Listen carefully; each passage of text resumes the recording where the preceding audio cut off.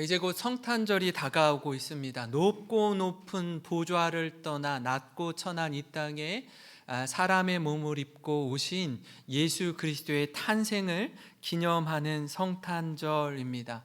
예수님의 탄생을 중심으로 이 모든 세상이 여러분 BC와 AD로 이렇게 구분이 되어서 나뉘는데요. BC는 Before Christ라고 해서 우리말로 이제 주전 몇 년 전 이렇게 이야기하고요. AD는 아노 도미니라고 해서 아노는 year이고요. 몇 년을 뜻하는 도미니는 로드를 뜻하는 주님의 해라는 뜻입니다. 주님이 탄생한 이후에 2024년도를 가리키는, 그래서 예수 그리스도의 탄생을 기점으로 역사가 나뉘어짐을 우리가 알 수 있습니다. 역사의 주인공은 예수 그리스도입니다. 그렇다면 왜 하나님이신 성자 하나님이신 예수님께서 이 땅 가운데 오셔야 했을까요? 우리의 죄 때문에 그렇습니다. 우리 힘으로는 해결할 수 없는 이 죄 문제를 해결하기 위해서 예수님이 이 땅에 오셨습니다. 그러니까 죄로 인해 모든 곳이 오염되었어요. 깨끗한 곳이 단 한 군데도 없습니다. 더군다나 우리 사람의 마음은요, 이 죄와 악으로 가득 차버려졌습니다. 사람이 모이는 곳에는요, 죄가 넘치는 거예요. 사람을 들춰내면 낼수록 냄새가 나고 죄가 진동합니다. 그래서 예수님이 베들레헴 마구간 말구유에서 태어나셨는데 누군가 이렇게 얘기해요. 죄로 가득 찬 세상에서 그나마 덜 오염된 곳이 말구유였다라고 말합니다. 그나마 깨끗한 곳이 말구유였다라는 거예요.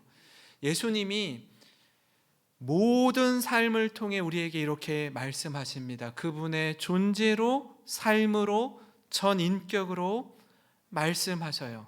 오늘 말씀을 통해 우리가 어떻게 살아야 되는지, 그리고 어떤 교회로 존재해야 하는지 함께 여러분과 나누기를 원합니다. 오늘 말씀은요, 바울이 로마 감옥 안에서 빌립보에 사는 성도들을 향해 쓴 옥중서신이라고 합니다. 그러니까 바울은요, 자신의 상황과 형편이 어떠했는지 관계없이 늘 마음속 깊은 곳에는 오직 복음, 오직 성도, 오직 교회의 생각으로 충만한 자였습니다.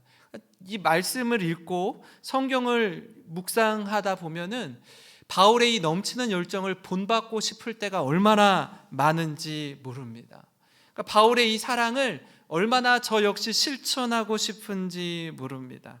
바울이 이 편지를 통해서 교회가 붙들어야 될 가치, 또 교회가 놓치지 말아야 할 본질이 무엇인지 오늘 말씀해 주고 있는데요. 가장 먼저 이 교회가 붙들어야 할 가치, 선행되어야 할 첫 번째는 뭐냐면요, 마음이라는 거예요. 그러니까 마음이 하나 되지 않으면 공동체는요, 어떤 공동체이든지 관계없이 굉장히 힘들고 어려워집니다. 마음이 4분 5열 나뉘어져 있으면 교회가 무너지는 건요, 순식간입니다. 한번 생각해 보세요. 여러분, 다툼이 일어나고 의견의 충돌이 일어나잖아요. 그러면 여러분, 우리가 싸울 때 어떻게 싸워요? 성도들은 기도하면서 싸워요. 기도하면서. 서로가 하나님의 뜻이라고 옳다고 주장하면서 싸워요. 그러다 보니까 힘이 안 빠져요. 힘이 늘 위로부터 공급받는 힘으로 파이팅을 하니까 얼마나 끝도 없이 싸우는지 모릅니다. 교회가 나뉘어질 때까지 싸워요. 사단 마귀는요, 우리 마음에 틈을 비집고 들어오는 거예요. 어떻게 해서든지 우리 마음을 나뉘게 해서 공동체를 막 뒤흔듭니다. 그래서 이 마음을 지키는 게요, 얼마나 중요한지 모릅니다. 오늘 말씀 1절과 2절 말씀을 여러분 현대인의 성경으로 보면 이렇습니다. 우리 같이 한번 읽어보겠습니다. 시작. 그리스도 안에서 여러분은 서로 격려하고 있습니까? 그리스도의 사랑으로 서로 위로하며 성령으로 서로 교제하고 있습니까? 그리고 서로 친절과 동정을 베풀고 있습니까? 그렇다면 한 마음 한 뜻으로 같은 사랑을 가지고 하나가 되어 내 기쁨을 충만하게 하십시오. 아멘. 이 격려와 사랑, 성령 안에서의 교제, 친절과 동정을 베푸는 이 모든 것은요, 마음에서 시작됩니다. 이 교회는요, 한마음 공동체입니다. 혼자서는 너무나 외롭고 힘이 드는데 함께 은혜를 누리는 곳이 바로 교회라는 거예요. 이처럼 한마음 공동체인 교회가 추구해야 할 모습, 그 첫 번째는 뭐냐면 돌봄입니다. 돌봄. 여러분, 마음이 이어지고 마음이 하나 될 때 나를 뛰어넘어서 공동체를 바라보는 안목을 갖게 됩니다. 이 울타리를 뛰어넘는 게 사실 쉽지 않아요. 우리 가족이라는 울타리를 뛰어넘으려면 우리 시선을 계속 안으로 바라보는 것으로부터 이제는 눈을 들어서 밖을 바라봐야 되고 세상으로 나아가야 되고 교회를 바라보아야 합니다. 이게요, 저절로 되지 않습니다. 나를 뛰어넘고 울타리를 뛰어넘으려면 헌신이 필요하고 희생이 필요해요. 촛불이 빛을 비추려면 어떻게 해야 돼요? 자신을 태워야 합니다. 자신을 녹여야 빛을 비출 수가 있어요. 그래야 주위를 환하게 비추게 됩니다. 그런 희생 가운데 마음과 마음이 이어지는 거예요. 다른 사람의 아픔이 나의 아픔으로 여겨지는 거예요. 공감이라는 걸 하게 됩니다. 그렇게 할 때에 메마른 우리 눈에 눈물이 고이고 지체를 품고 뜨겁게 기도할 수 있게 되는 겁니다. 제가 오늘 말씀을 묵상하면서 들어온 단어가 이 돌봄이라는 단어였어요. 돌봄이라는 단어가 계속 반복해서 기록되어 있더라고요. 3절 4절인데요, 아무 일이든지 다툼이나 허영으로 하지 말고 오직 겸손한 마음으로 각각 자기보다 남을 낮게 여기고 각각 자기 일을 어떻게 할 뿐더러 돌볼 뿐더러 또한 각각 다른 사람들의 일을 돌보아 나의 기쁨을 충만하게 하라. 여러분, 우리는 사실 이 교회 문 밖만 나서면, 집 밖만 나서면 너무너무 치열한 경쟁 사회 속에서 살아갑니다. 서로 내가 더 부유하다, 내가 더 사회적 지위가 높다, 내가 더 멋지고 잘생겼다, 내가 더 아름답다, 끊임없이 이 허영과 허세가 판을 치는 세상에 살아가고 있어요. 그래서 자기 과시와 자기 능력을 자랑하면서 이렇게 플렉스 한다고 하죠. 나 이만큼 가지고 있어. 이렇게 술집에 가면 그 종이 하나 있다고 그래요. 종 있는 거 아세요? 이렇게 종. 누군가 그 종을 오늘 딸랑딸랑 흔들면 그 사람이 지금 그 술집에서 술 마시고 있는 모든 사람의 돈을 내가 오늘 계산할게, 마음껏 마셔. 아무도 모르는 것처럼 이러고 계시는데 막 흔들면은 막 부어라, 마셔라, 야, 저 사람이 대단한 사람인가 보구나 하고 주목받는 거예요. 여러분, 그런 세상에서 돌봄이 충만한 사람은요, 전혀 다른 삶의 결을 살아가는 것입니다. 다들 자랑하고 뽐낼 때 겸손한 마음으로 다른 사람을 세우는 거예요. 모든 이가 자신의 일에 몰두할 때 자신의 일도 열심히 하지만 더 나아가서 다른 사람의 일도 돌볼 줄 아는 여유가 있고 넉넉함이 있는 사람은 믿음으로 살아간다라는 겁니다. 그렇게 하려면 어떻게 해야 돼요? 부지런해야 합니다. 내 일도 하고 다른 사람들의 형편도 살피려면 부지런해야 돼요. 그렇게 하려면 어느 정도의 손해도 감수해야 합니다. 그렇게 하려면 나눌 수 있는 넉넉한 마음과 여유도 있어야 합니다. 그래야 이게 가능해요. 제가 대학에 들어가고 30년 가까이 전에 갔더니 이렇게 뭘 봤더라고요. 학교 앞에서. 그러니까 보니까 장기기증 이렇게 신청과 이 조혈모세포 신청서를 작성해 달라고 이야기하더라고요. 그래서 대학교 1학년 때 이렇게 작성해서 이렇게 제출을 했어요. 그리고 한 20수년이 지났습니다.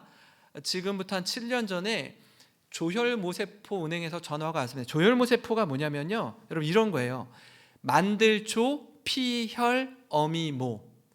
피를 만드는 어미세포를 조혈모세포라고 해요. 이게 깨어지고 이게 문제가 생기면 백혈병에 걸립니다. 혈액암에 걸리는 거예요. 그럼 이 조혈모세포를 기증한다는 건 뭐냐면 내 몸에서 이 조혈모세포를 백혈병, 혈액암에 걸린 사람에게 이식해 주어서 그 사람이 치유되고 회복되고 생명을 살릴 수 있도록 하는 겁니다. 7년 전에 저에게 전화가 한 통 왔습니다. 30년 전에 당신이 이렇게 조혈모세포를 기증하겠다라고 하셨는데 지금도 그런 마음이 있으세요? 네. 그러면 기증해 주시면 좋겠습니다. 그럼 그렇게 할게요 라고 기다리고 있는데 얼마 되지 않아서 다시 전화가 왔어요. 선생님 죄송한데 그 기증받는 아이가 7살짜리 여자아이인데 그 아이가 기증을 받으려면 그 아이의 몸 컨디션 상태가 좋아야 하고 기증하는 선생님의 몸 상태도 좋아야 합니다. 근데 최근 들어서 이 여자아이의 몸이 급격하게 안 좋아져서 받지 못하게 되었습니다. 이렇게 전화가 왔어요. 너무너무 마음이 아프더라고요. 그래서 기증을 못했어요. 그리고 2년이 지난 후 지금부터 한 5년 전에 또 전화가 왔습니다. 또 전화가 왔어요. 기증 의사가 여전히 있으십니까? 네, 그렇습니다. 그러면 가까운 헌혈의 집에 가셔서 혈액을 체열하시고 그 유전자가 좀 더 완벽하게 맞게 되면 기증을 할 수 있습니다. 그래서 체열을 하고 가져갔는데 또 전화가 와요. 사실 이렇게 전화가 올 때는 한 50% 정도 DNA가 일치할 때 전화가 와요. 그 다음에 체열을 한 다음에 좀 더 정확한 DNA를 이렇게 맞춰 갑니다. 100% 맞으면 제일 좋죠. 이게 굉장히 어려운 게 뭐냐면 보통 형제간, 형제 자매간 조혈모세포가 일치할 확률이 25%라고요. 25%. 4명 중에 1명은 맞을 수 있다라는 거예요. 근데 부모 자녀간 맞을 확률은 5%밖에 안 됩니다. 100명 중에 5명. 그럼 남남일 때는 수만 명 중에 1명이 수만 명 중에 1명. 그러니까 갈 가능성이 없죠. 근데 저랑은 50%가 맞는 거예요. 그래서 연락이 왔어요. 근데 체열을 하고 가져갔더니 전화가 다시 와요. 오더니 죄송하지만 이 DNA가 일치하지 않아서 기증할 수 없게 되었습니다. 제가 기증 의사가 있어도 이게 하는 게 너무 어렵구나. 굉장히 어려운 일이구나. 그거를 느끼게 됐어요. 그리고 또 5년의 시간이 지나서 올해 12월 2일 날 또 연락이 왔어요. 또 맞는 사람이 있대요. 그것도 신기하죠? 3번째 연락이 온 거예요. 3번째. 그래서 제가 설명을 해드렸어요. 2번의 연락이 왔는데 이래서 못하고 저래서 못했습니다. 그랬더니 그 카톨릭 조혈모세포 은행에 있는 그 코디네이터가 그래요? 근데 막 전산으로 그 5년 전에 체열했던 그 DNA 그 성분을 막 찾더라고요. 막 찾더니 지금 기증을 받아야 될 사람의 DNA와 저의 DNA를 이렇게 비교를 딱 하더라고요. 비교를 하더니 전화상으로 바로 그래요.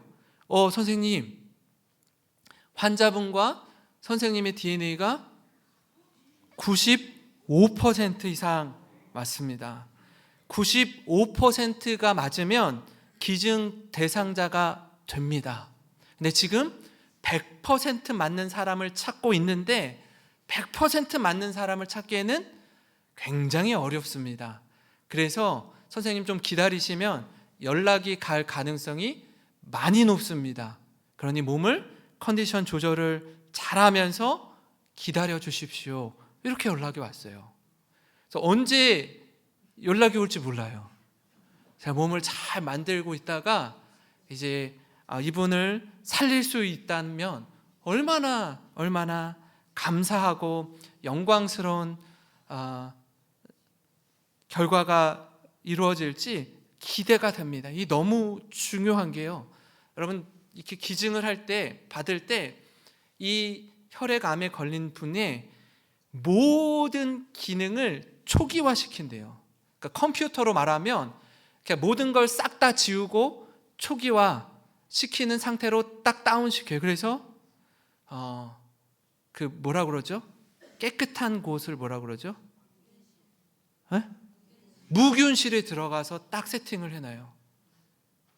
근데 만약에 제가 하루 전날이나 이틀 전날에 저 마음이 바뀌어서 기증을 못하겠습니다. 그러면 이분은 그냥 죽는 거예요. 그래서 무조건 해야 되는 거예요. 무조건. 이분을 살리려면. 한 생명을 살린다라는 게 그런 거예요. 여러분 우리는요 강도 만난 자의 이야기를 기억하고 있습니다. 율법 교사에게 예수님이 물어요. 누가 강도 만난 자의 이웃이겠느냐? 율법 교사가 대답합니다. 자비를 베푼 자니이다. 가서 너도 이와 같이 하라. 여러분 당시 강도 만난 자의 이웃은 완전히 소외계층이었던 사마리아인이었습니다. 그가 강도 만난 자를 보고 어떻게 하죠? 누가복음 10장 44절 우리 한번 같이 읽어볼까요? 시작.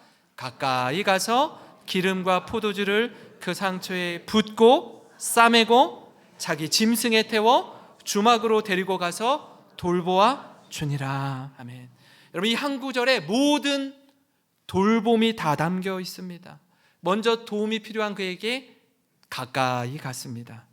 그리고 상처를 소독하고 붕대를 감아 응급조치를 취합니다. 그리고 자기 나귀, 요즘으로 말하면 자기 승용차에 태워서 숙소로 데리고 가서 돌봐줍니다. 숙소 비용까지 지불해줘요. 생각해 볼까요? 처음 보는 사람이에요. 거반 죽어가고 있어요. 괜히 돕는다고 했다가 그 사람이 죽기라도 한다면 큰일이 날 수 있습니다.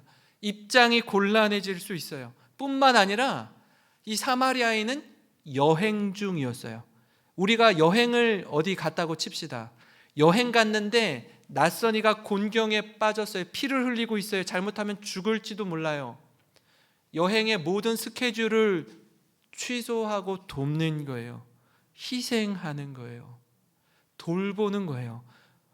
여러분 이 사마리아인이 돕지 않아야 될 이유를 하나하나 따진다면 수십 가지가 있을 수 있습니다. 그럼에도 불구하고 어떻게 하죠?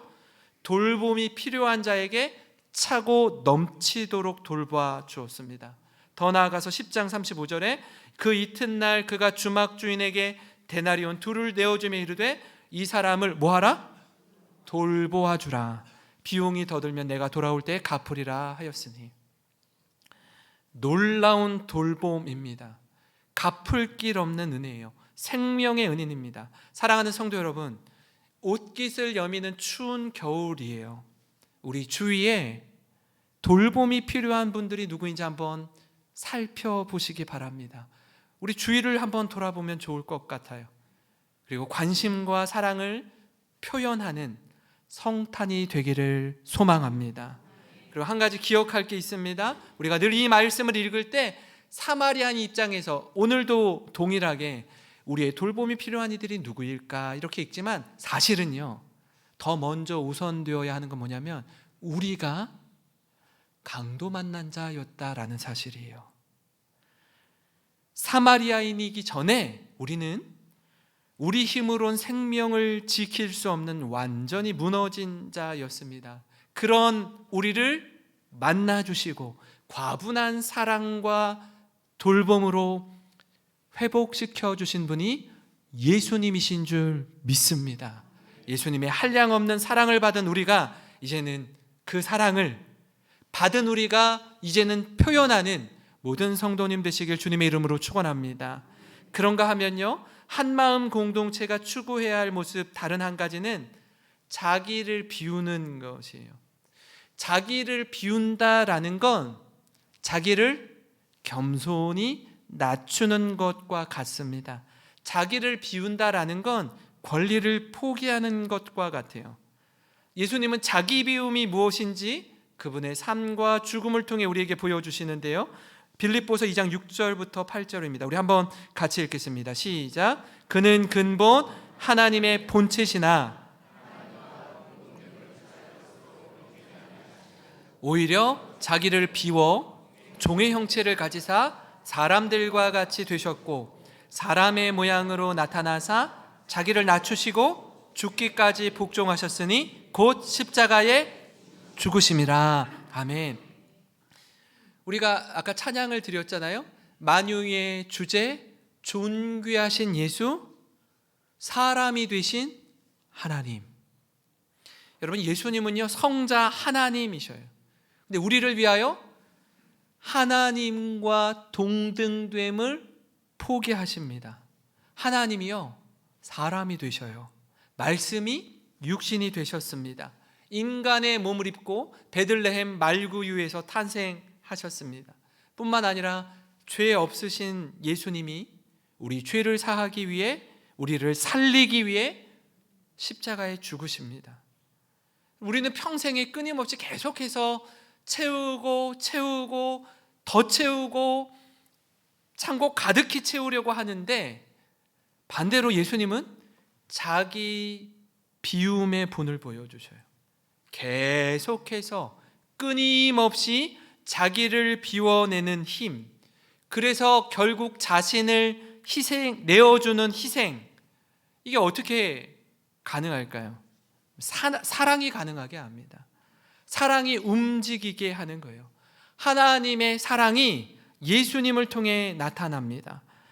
성경을 딱 한 구절로 요약하라고 하면 보통 요한복음 3장 16절을 대표하는데요, 함께 읽겠습니다. 시작. 하나님이 세상을 이처럼 사랑하사 독생자를 주셨으니 이는 그를 믿는 자마다 멸망하지 않고 영생을 얻게 하려 하심이라. 아멘. 하나님의 사랑은요 내어주는 사랑입니다. 독생자를 주시는 사랑이에요. 영생을 얻도록 희생하는 사랑입니다. 같은 맥락으로 해서 우리도 그런 자기 비움의 삶을 살아가기를 소망합니다. 제가 어떤 영상을 보다가 이 광원 산업의 이수영 회장님의 영상을 하나 본 적이 있습니다. 이분이 88세 36년생인데요. 여러분, 여기에 88세 이상 되시는 분들은 그럴 거예요. 초등학교, 중학교, 고등학교만 나오는 것도 힘든 시대를 살았습니다. 그죠? 배움의 시간들이요, 일본 일제 시대와 6.25 한국 전쟁을 겪으면서 너무나 어렵고 고된 인생을 살았는데, 이분이 경기여중, 경기여고, 서울대 법대를 나왔습니다. 대단한 분이죠. 사법고시를 처음에 떨어져 가지고 기자 생활을 했다라고 해요. 그리고 돼지 2마리를 가지고 키우다가 돼지 1000마리가 됐다라고 합니다. 강남에 여의도에 땅을 사가지고 모래를 판매하기도 했고요, 뭐 부동산 사업도 하고 다양한 일들을 많이 경험했습니다. 끊임없이 변화와 도전의 삶을 살았어요. 그리고 이분이 이렇게 사업이 쫓겨다닐 때도 있었지만, 도망칠 때도 있었지만, 사업이 잘 이루어져서 평생에 모은 재산이 766억이라고요. 766억.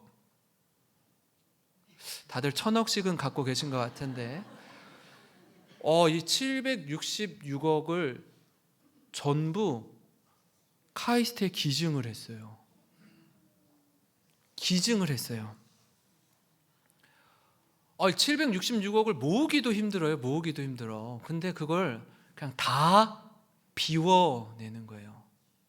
우리나라 국가 발전을 위해서 다 아낌없이 다 내어주는 겁니다. 이분이 결혼을 안 하셨다가 평생 사시다가 지금 88세인데 83세에 결혼을 하셨어요. 83세 자기 대학교 동문이랑 친구랑 결혼해서 지금 아름답게 가정을 이루면서 살아가는데, 그럼 자기를 비워서 대한민국의 미래를 위해 헌신하는 겁니다. 자기를 비워서 다음 세대 미래 인재 양성에 아낌없이 헌신하는 거예요.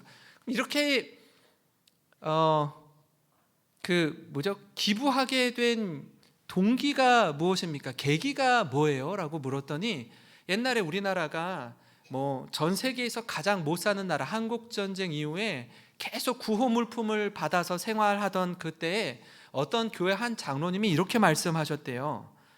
우리도 가난하지만 좀 주는 자가 되어 봅시다. 우리도 지금 먹고 살기 너무 힘들지만 좀 주는 자가 되어 봅시다. 이게 딱 뇌리에 새겨졌다라고 해요. 그래서 이 자기 비움의 모습, 내 배만 불리는 것 아니고, 내 자녀 잘 맞고 잘 사는 것 아니고, 아까 83세에 결혼했다고 했잖아요. 자녀가 없었을 거 아니에요. 사실 3명의 자녀를 입양해서 양육하기도 했어요. 근데 그게 쉽지는 않았다라고 말씀하시더라고요. 다 내어놓는 겁니다. 다 이제부터 우리 다 한 700억씩 기부 좀 합시다. 이렇게 하면은 여러분 통장에 700억은 고사하고 700만 원도 없는데요 하실 분이 계실지 모르겠어요. 여러분, 그래서 이렇게 아주 작고 사소한 것에서부터 한번 시작하고 도전해 보면 좋을 것 같아요. 그럼 마트에 가셔서 우유가 필요할 때가 있죠. 우유 한 개를 우리 가정에 필요한데 우유 한 개 더 사는 거예요. 우유 한 개 더 사서 이 한 개를 우리 좀 도움이 필요한 이웃, 홀로 계시는 분을 위해서 그 하나를 전해 드리는 겁니다. 두부가 우리 가족 먹기에 한 모가 필요하면 한 모를 더 사서 그 한 모를 이렇게 나누어 주는 거예요. 그 정도는 우리가 할 수 있잖아요. 그죠? 아주 작고 사소한 것에서부터 사랑을 실천하는 겁니다. 이 이수영 회장님도 마찬가지예요. 작은 것에서부터 시작했지 처음부터 엄청난 거액을 기부하는 생각을 하지 못했다라고 하더라고요. 그렇습니다. 작은 것에서부터 우리가 사랑을 나누는 거예요. 예수님도 그 사랑을 우리에게 보여주셨습니다. 이 땅에 오신 예수님은요, 목수의 아들로 태어나셨습니다. 한번 생각해 보세요. 목수 일은요 아주 고되입니다. 정교함이 필요해요. 아버지 요셉을 통해서 목수의 일을 배우셨을 겁니다. 나무를 다루며 가구도 만들고 필요한 여러 물품을 만들었을 거예요. 그리고 훗날 자신이 지게 될 십자가도 만들었을 겁니다. 죽음을 향해 나아가는 한 걸음 한 걸음, 생명을 주시기 위해 죽음으로 사랑하신 예수님, 여러분 그분의 사랑으로 오늘 우리가 이 자리에 서 있는 줄 믿습니다. 이 자기 비움으로 인해서 우리가 충만한 은혜를 누리게 되는 것이에요. 예수님은 죽기까지 복종하셨습니다. 우리가 죽어야 공동체가 삽니다. 내 욕심, 내 교만이 죽어야 놀라운 은혜를 경험합니다. 사랑하는 성도 여러분, 한마음 공동체로 부르신 영생교회는요 이미 하나님의 무한한 돌보심을 받은 교회입니다. 받았다면 이제는 어떻게 해요? 나누고 흘려보내고 돌봄의 은혜가 충만한 교회가 되기를 간절히 소망합니다. 이 일을 힘있게 기쁨으로 감당하는 우리 영생교회가 되기를 주님의 이름으로 축원합니다.